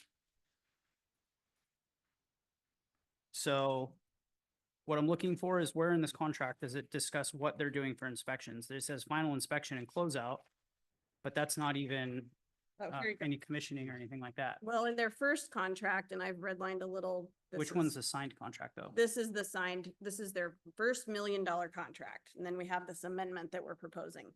So this is under the deliverables for inspection is inspectors' daily reports, field note records, material acceptance documentation, and digital photo log. And those are all uploaded to a cloud site that we all can access. Okay. So what this is talking about is inspectors' daily reports, construction observation services, but this is not doing the same job that Tim does when he goes out to do an inspection. Or am I misreading this? Understood, not saying that. Understood that If you Tim's not. did, But that's what- when Tim, go- Building law. when our building department goes out to any project and they do an inspection, they don't do a daily field report for the contractor. In this case, parametrics. He wouldn't do that. That's not what he does. It's not his job to make punch lists. It's their job. That's what this is. Right. Make the punch list so that when he shows up, there isn't a punch list in a perfect world, right? The second component of this, if I'm understanding what you guys are saying, is inspections Mhm. are replacing what the city would normally do because they're a contracted inspector for, and help me with the term, but the difference between their superintendent doing a site report and him showing up, I can't think of the term off the top of my head, but he's doing a liability inspection. I don't know how you phrase, I'm trying to I know what it is. He knows what it is. I'm trying to differentiate that where it doesn't make sense. And the thing on that, I can just say from my experience, because I worked with Hewitt for 10 years. So there was never a city inspector on these projects. Right. They have The contracted inspectors services. were Totally Hewitt's employees, plus they had their project management there tracking. So again, you have the two separate, which is the same that we're dealing with. So is what parametrics is doing is not an unusual thing. Mhm. It's pretty much standard because I've dealt with I-90 floating bridge, Seattle West Seattle Bridge, Santa Monica Pier, all these projects, they were all handled the exact same. Mhm. Right, but we're paying for that guy to be there and do that work in this contract. For 200 days. It's a 400-day contract. So only half of it is contracted right now. But if he is replacing the official building official or the building inspector, those are two separate tasks. And he's not acting as the building inspector. on that. I'm not saying he is. No. In his version with Kiewit, if Kiewit is doing that, Kiewit has a guy that's an in-house inspector, that's a special inspector. He's certified that you don't have to be a certified building inspector to do a site report. But if they're using the same guy, they're not gonna bring in a different individual to do that. Why are we paying them twice? That's $250,000. I mean, I feel like the point maybe that I struggled with this too, and correct me if I'm wrong, that this is for 200 additional days. So we only have an inspector ready to go for 200 days and we need 200 more. So we were gonna use our own in-house inspector before Tim was gonna do it, but he can't. So this would be for 200 additional days of inspection services, at least for that part of it, that you're rolling around in your head. Does that help clear it up at all? not in the context of, I mean, I've built multi-million-dollar hospitals, billion-dollar embassies. There's somebody from, in a federal government, you got somebody from OBO that goes out and they inspect a building. They're completely separate from the contractor because the idea is checks and balances. No, I totally get that. So even in Hewitt's case, somewhere along the line, there's a building official somewhere, either a building official that's with the jurisdiction, an AHJ, authority having jurisdiction, or there's a contracted special inspector that's been approved by the AHJ. So I think maybe if you're struggling with the point that if we were gonna hire just not parametrics, but what if this was for Kim's inspection services and it was gonna be me? Would you be having the same? No, because you're checks and balances. You're a Okay, different So entity. I think maybe that's where the confusion and the misunderstood point So- from the staff perspective is it's not so much that, I mean, yes, we're paying parametrics to. But there's a to big do this. asterisk in that comment, and the asterisk is his point. Hewitt may have had their own inspectors, parametrics may have their own inspectors, but they're separate tasks. Because when the lawsuit happens because somebody tripped on the stair, whose fault is it? Well, for one, it fits within the code, but it doesn't matter because you can sue anyone for anything. So who do they go after? They go after the city of Ording, and the city of Ording says, well, it's not our fault. We hired parametrics.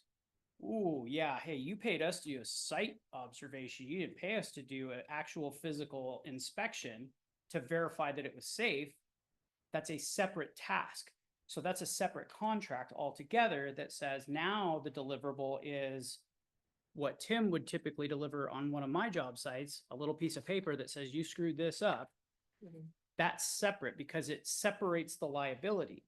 So in isolated cases where the company is doing it, they have somebody that's a certified, in Washington, you got a WABO certified inspector. He's got whatever other certifications and classifications. But you can't just have a site superintendent go out and look at the job. Well, I'm wondering if like maybe the experience is that the companies don't have quite the umbrella of people to pull from. So parametrics, well, as under the name parametrics has all these different branches and umbrellas that they can pull people from in these little subtasks within the contract. Maybe we'd be having a different conversation. I'm just trying to understand you. If it was like 3 different contracts and not one contract with 3 different sub-consultants, I guess, tasked underneath it. Okay, so Well, can I Sure. ask for- So on task 5, construction observation services, that last paragraph. It is assumed the city of Oregon will provide observation staff for 200 of the 400 working days specified in the contract. Paramedics will provide observation for the other 200 working days. It is assumed that the city observation staff is providing observation in lieu of paramedics. City staff will be on site at all times during construction and provide documentation and daily reports as directed by parametrics construction manager. Paramedics will coordinate with the city as needed to ensure on-site observations always present during construction. If city staff is unable to, or if the city staff is unable or unavailable to provide observation support, then parametrics will provide this service. If parametrics daily observation exceeds 200 working days, an amendment to this contract for additional services may be required. So that's what we're fighting, or that's what we're looking at. so the way I'm looking at this is if Scott goes on vacation, we don't double Kim's salary. Because she's now taking on that extra task. Why? Because we're already paying her to be here. And that's part of her job is to do that, right? And I'm sorry for using first names and just simplifying No. that like overly here, but it's no different. If Parametrics has the contract to be the city manager, and then they have a contract to be the assistant city manager, and then the city manager takes a vacation, we don't double that person's salary.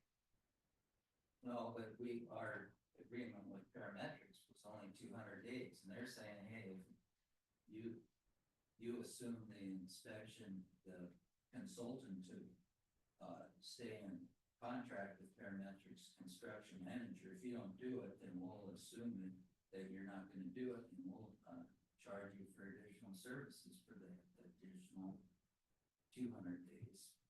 Understood. And what I'm trying to be clear about is I'm not hung up on Parametrics.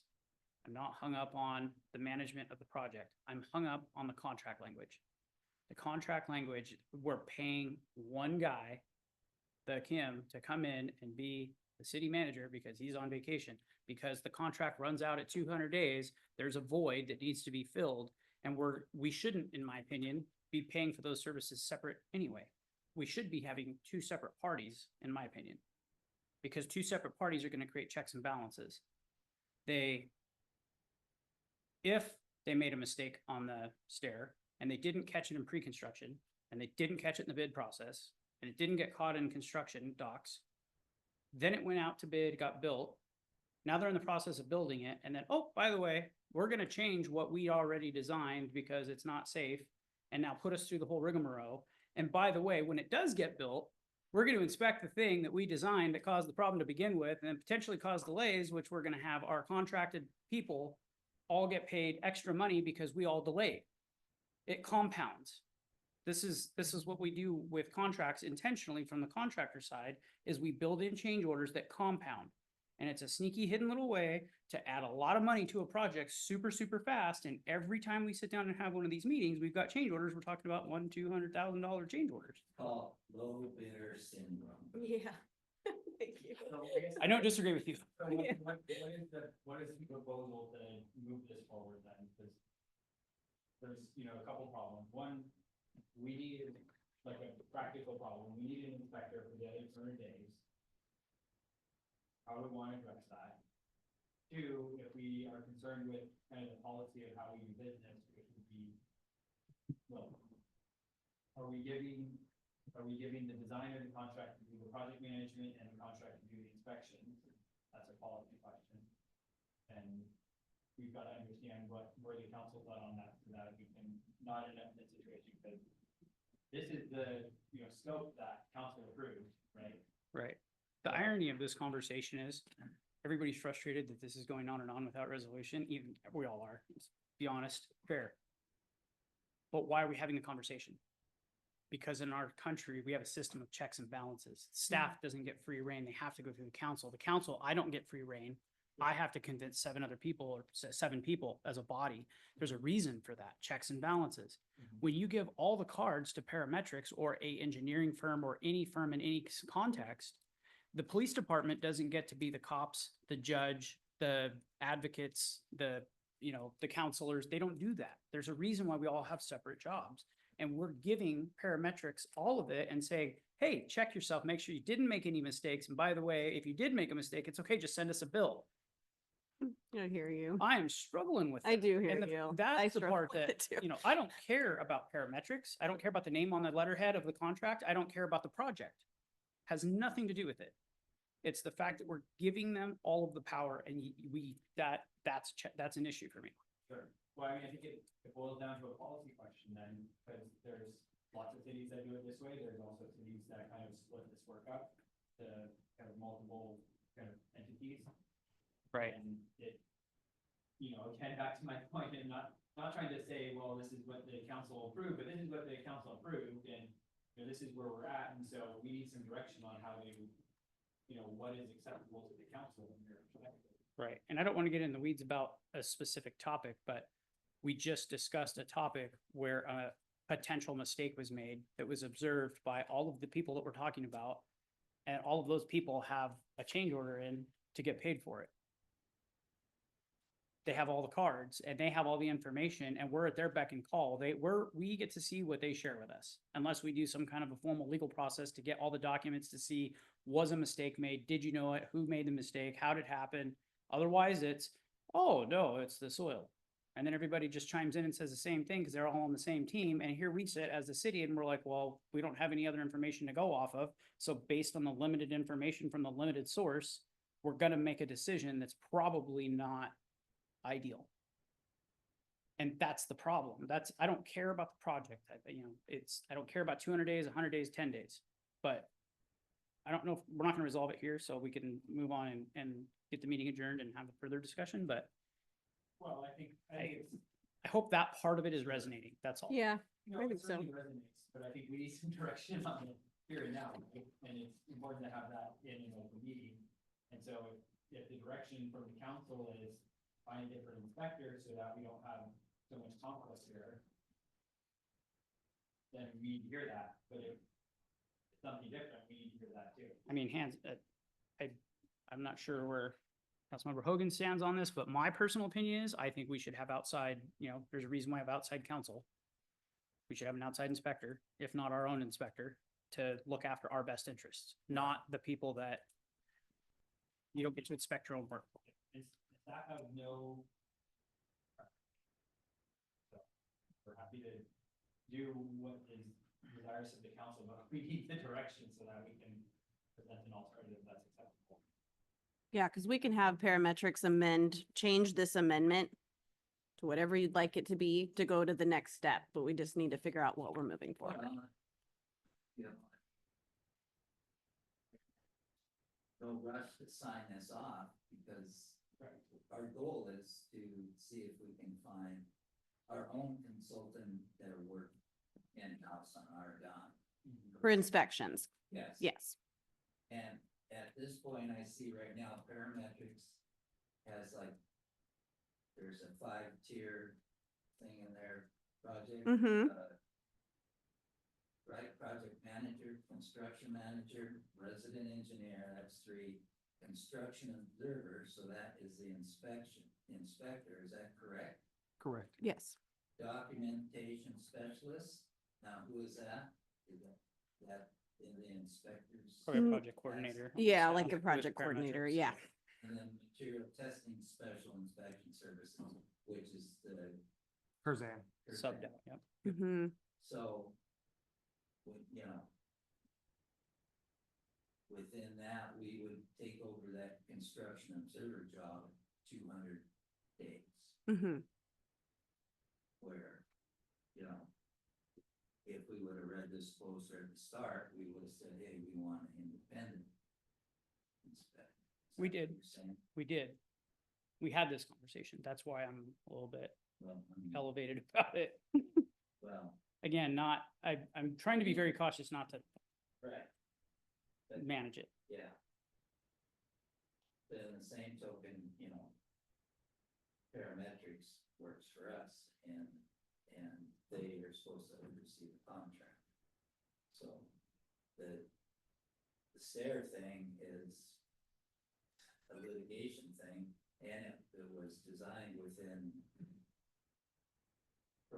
parameters of designing stuff, right? Yes. Until at this point when Quig said, I'm writing a letter, so when Joe Blow trips on that stupid stair, and if I'd known that, I would be the one to trip. So now they put us under the gun. Yep. For this one. And it's a catch-22. It's cheaper to deal with this. Let's take care of it. It's 2 separate items in reality, the stair.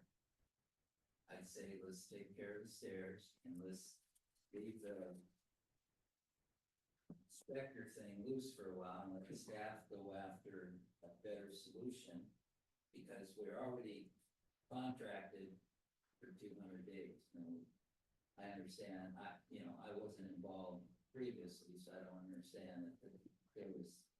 But, you know, and you viewed issues before, so let's do that, moving forward, this is a matter of the lesser of all evils. right? There's no great answer. No, We're gonna just have to make the best worst decision, the best bad decision. We have an opportunity on Kansas to do it differently too. Right. Yes. And just so you know, that is our intent, to do things Yep. different moving forward. Yep. We hear you.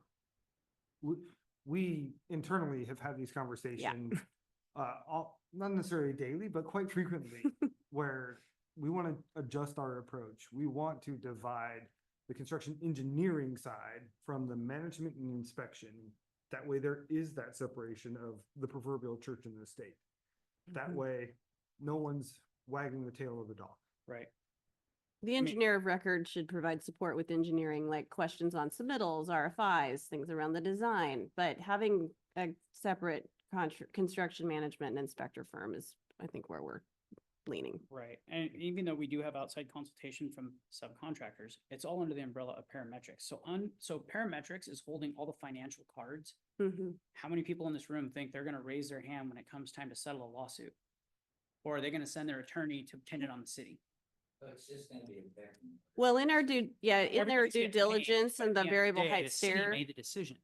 That's the problem. We made the decision to allow this to happen. Yeah. We accept liability and fault. That's what we're supposed to do, is try to expose that and fix it. And I know Mhm. we're probably not gonna go back in time and fix this on this project. But if we scream at a mountaintop and a loud enough volume, hopefully we fix it on the next round, because Yep. the city's 100 years old. Well, more than 100. Well, part of the. And we're doing the problem same is thing. You know, the city has tried to hire an engineer. It's for the money we can afford to pay, we can do it. And then that engineer is just specialized, and that's why we use something like parametrics, because they're so broad.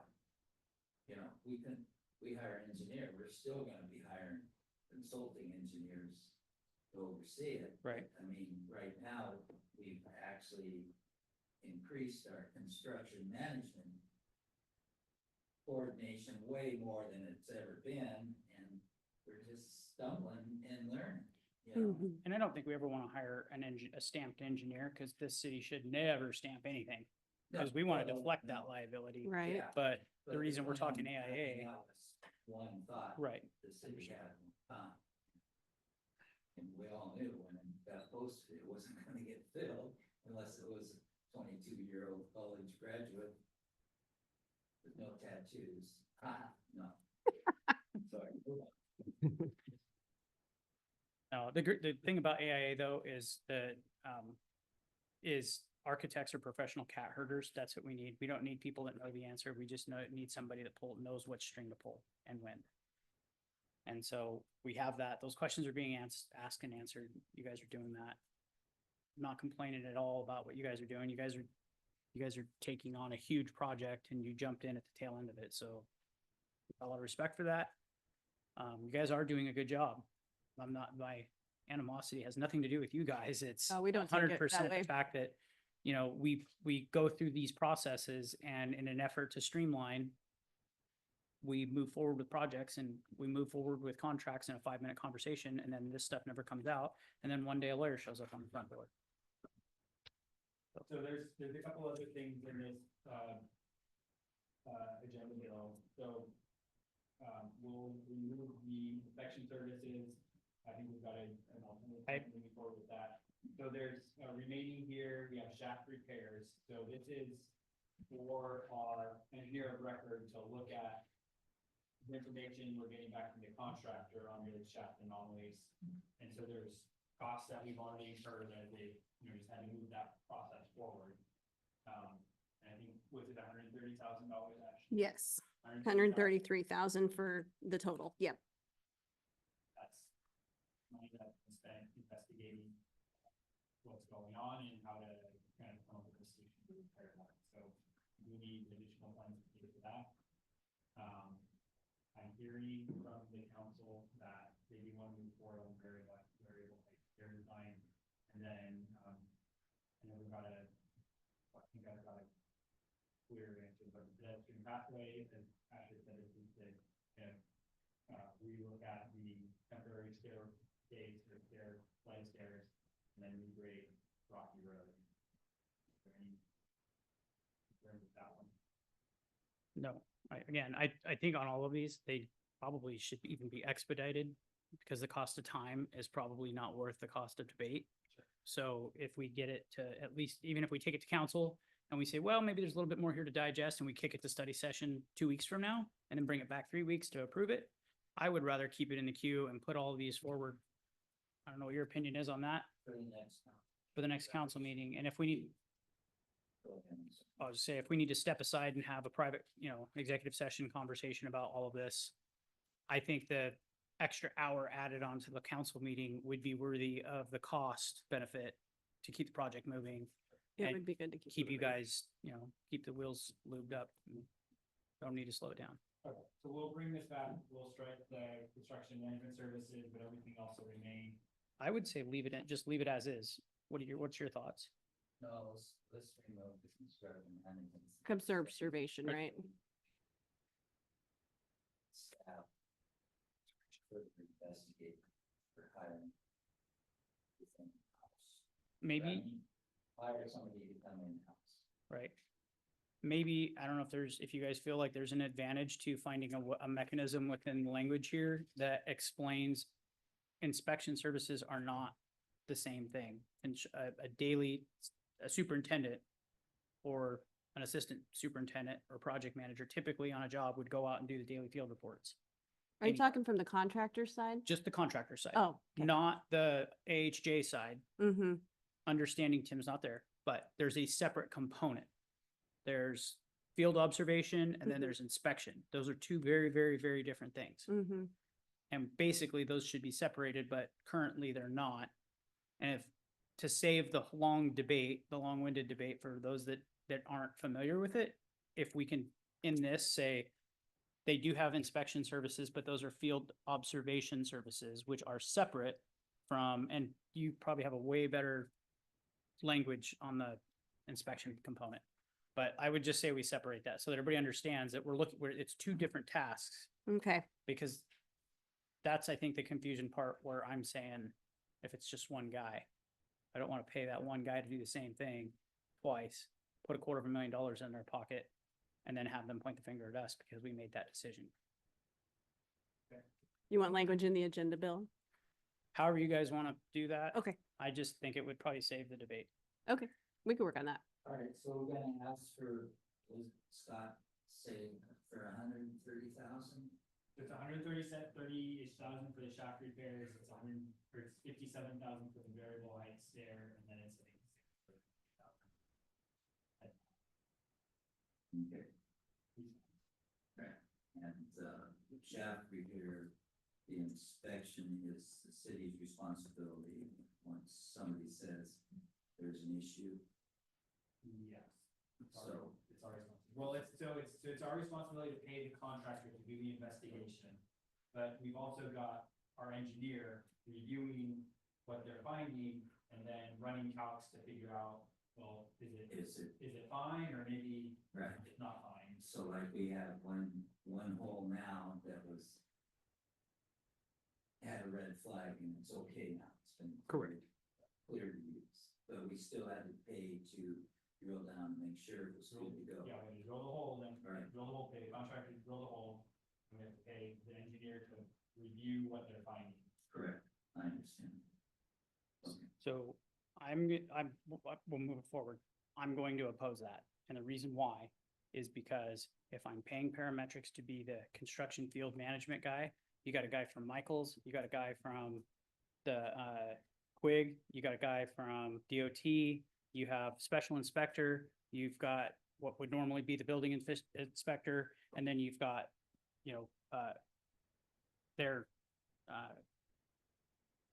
Quig would have their guy. You'd have all those guys standing around the hole, watching the concrete go in the hole, making sure that they're doing everything right. We're paying parametrics to stand in that role for us. And they let 5 of these happen before they said anything. I'm gonna leave that be, but if you're paid to do a job, and you make a mistake 5 times over, you generally don't get to keep your job. So if they were all poured simultaneously, that's a different discussion, but this is where my rub is. If you're the construction manager standing there to make sure that they're putting the steel in the hole the way that you designed it, perfect. But now you're also the inspector that's there to make sure that they placed the mud properly. They vibrated it in place, they did their whole checklist of stuff, that they're supposed to do, but they didn't do that, and now there's an anomaly. And we paid them to say, whoa, stop, don't go any further, but that didn't happen. So now they're saying, well, now here's a change order for us to go fix what we were already paid to watch and didn't stop the process. That's why I'm gonna vote no, and I'm gonna make that argument. I'm happy to talk to you guys on to the side about it, to work through that, but in my opinion, they should not get paid to fix a problem that they were paid to prevent. Are you talking about the shaft anomaly evaluation and repairs line item? Correct. I just wanted to make sure. I Yeah. was Because following you. in this contract, they were paid to be there to observe it. That's different than being the inspector that says, nope, you're doing it wrong. Observation is just, yep, concrete went in the hole, they use this much mud, so on and so forth. Here was the conditions on site. The inspector's there to say, nope, that's wrong. It's a wrong sack mix, wrong slump. There's 100 things you'd be looking for. So I have a question, just so we can move the variable height stair forward. I wonder if I should have them break that out as a whole separate amendment. Probably, because that's not So you'd gonna have be- 2 amendments going to council next week, one for the shaft anomaly evaluations, the ped path, and the other stuff, and then one for the variable height stair design. And nothing for inspections moving forward right now. Okay, we can do that, Yeah, because because I don't want it to get voted no and the variable height stair not move forward, because that's really where we need to. Can you just capture that? Yeah. So we need to- Is that okay, Scott? I should Yeah, no, ask I you think that's a before I great say that. Okay, It's a great idea. We didn't put it on. okay.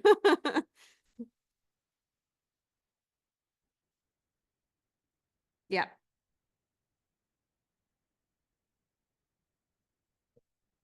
And this is going to the council meeting, not the study session. And so variable height stairs. Yeah.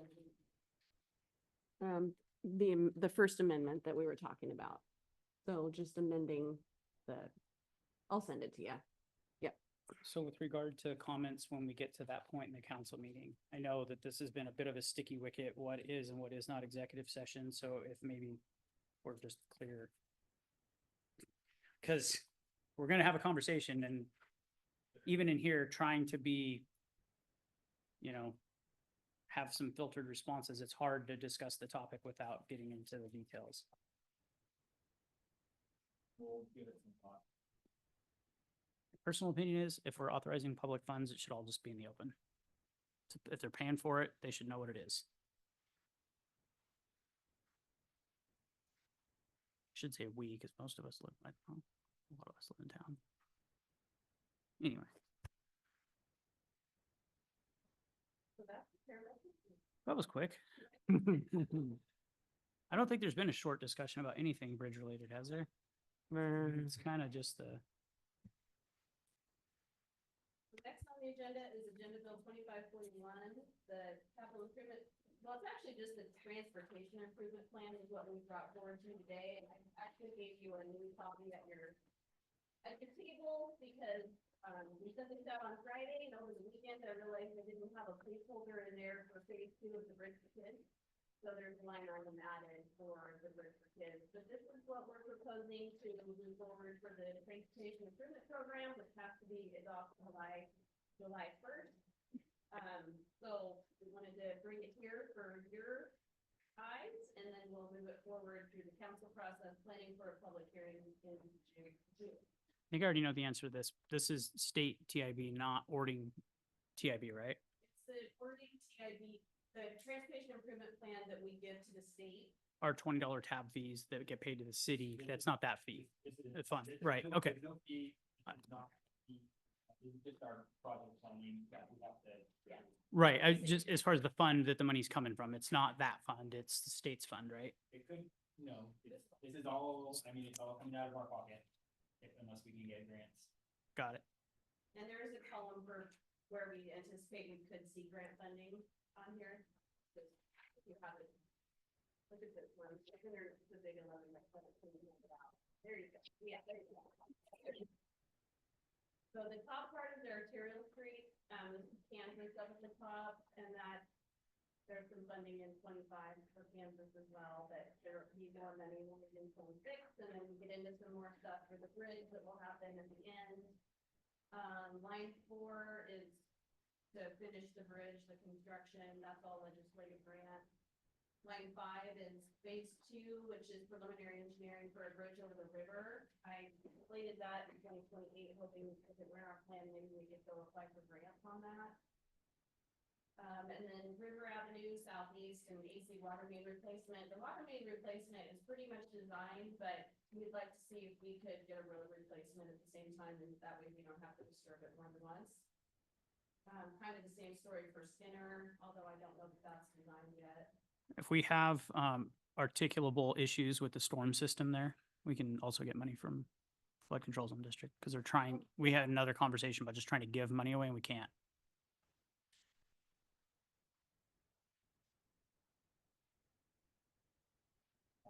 We've got Whitehawk Boulevard on here for design right away and construction, that's kind of where we think that'll fall. And then the lower part has our ADA compliance program, our pavement management program. Relight Washington, which is a grant that Ryan got through TIB to change the streetlights out to LEDs. The Safe Streets for All plan, which is a federal grant from the US DOT, and then street sign replacement for reflectivity. You have to test the signs, I believe it's every 10 years, and just make sure they still have reflectivity and it's not bad. So that's what we put in for the 6-year plan that we're moving forward to council. And want to see if you had any questions on that. Nope. And we're 5 minutes early. Any other questions? All right. Then we'll adjourn. Unless anybody's got anything else? Almost, we're almost done. There is one more trying. agenda bill, but for this one, I'm jumping in as Laura. For administrative keeping purposes, that one is moving forward to study session. You're good with that? Mr. Hogan? Yes. Yep. Stays. Yep, moving forward. Thank you. And then last one on the list is surplus of vehicles for Public Works. And pardon me while I jump down into that one in my agenda. Standard authorization to sell the old stuff. Should be, yes. Probably just move that forward. Unless there's any objection. My eyeballs are trying to float out of my head, so. You're good.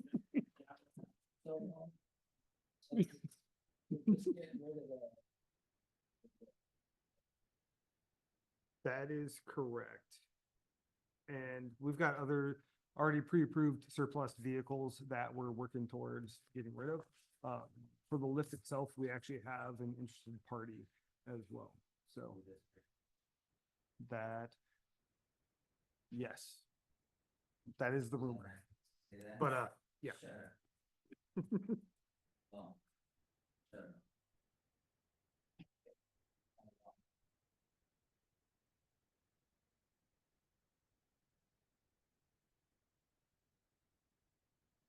Nope.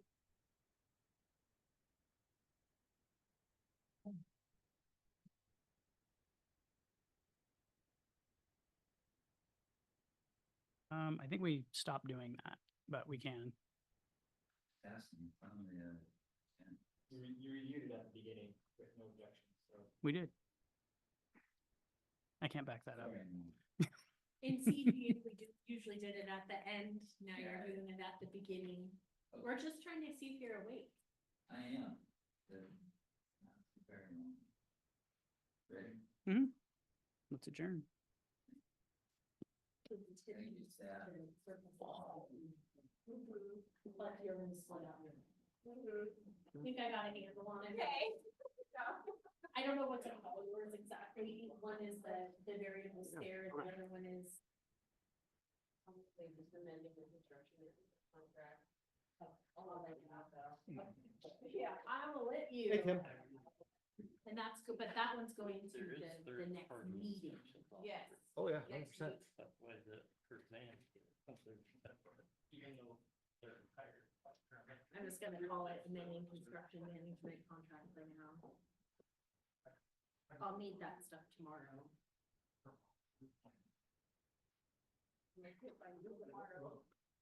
Sorry. No, it's okay. I don't have to be mean. I mean, not until I turn it on. Oh, I think. Do you want me to say? I haven't seen this one yet. What is, oh. It's like one little page, just about. Really a page? Well, I'm not giving you a whole page. It will fit like that, and then we'll have to shrink it down. Yes, I mean, but like. It turned into two different items. Yeah. There's that. Yeah, so my guess is you're probably. Yeah. But so many. No, I understand that. Okay. I mean, it's our responsibility. Yes, split them up. If you can do that, that'd be wonderful. And then it'll be a. Everybody up to that point. A square, it makes it easier. That's so right. By the time we get them. Allow us. So small. Yeah. Which is fine, and I'm not opposed to that. Well, they will give you, I will be budgeting for. We'll just put your phone number on I it. have no surprises. Right, thanks. Yeah. Please call Tammy. She lives here for after hours emergency financial questions. That's ours to figure out how. Her morning routine is this. But the contractor is not part of this. Our engineers. Like, oh. You're gonna say that's your problem. Right. It chose works for you, yeah. It worked for you, you chose to. It was okay. Yeah. We had some definite weather. But like our scope and budget, doesn't include like their extra investigation, it's just like day-to-day questions.